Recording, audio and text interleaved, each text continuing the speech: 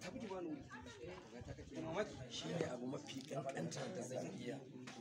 duk abinda duk wani abu sabanin haka to mummuna ne na ɗauko mai tashi ka ji mata na kana sa su wannan duk magana da take faɗa maka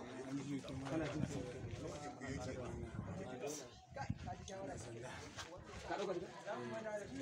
ta ambalo yes gani ga ashirin na shayi ashirin mai lema kaya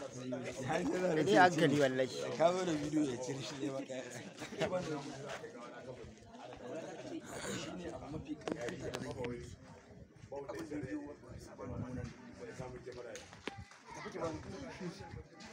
Row.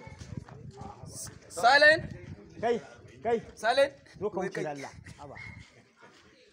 Row. Sound. Action. saboda yana son ka Na tabbata ba za ka fahimci abin da nake ni dai abin da nake son faɗa maka ina son kuma wallahi zan taɓa rabuwa da kai dakata wannan farcin kada ki ƙara ƙoƙarin turo shi gare ni domin idan kika sake maimaita min wannan na manta shi ba Zai san zan koya zuciyata ta dake. Pick up action. dakata wannan farcin kada ki sake ƙoƙarin turo shi gare ni domin idan kika sake maimaita shi zan koya ma zuciyata tsanaki tafi ki bani waje ƙurata kake yi wannan shine ƙanƙanin abu da zan iya miki duk wanda ya sake biyo bayan shi kuwa mummuna ne tafi ki bani waje ka makale je ki hawo guje a muddinka kaka yanke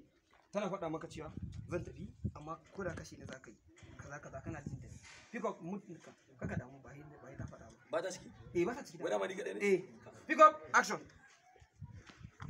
amma kada ka ko da kashe ne za ka yi zan ci gaba da sanar da kai cewa ina son ka kuma na so ka tsaya ka saurari ni kawai ka ɗaga mata hannu za ka yi nan kawo daidai ba sai ka yi magana ba na so ka tsaya ka saurari ni daga hannu haka kawai pick up na dakatar ga kunan kawai na dakatar ba ka so ka na so ka tsaya ka saurari ni a fara ai na kawo maka ne pick up action na so ka tsaya ka saurari ni shikenan gobe za a ɗora maka na so ka bani dama mu tattauna ba bani ba na ka ji sa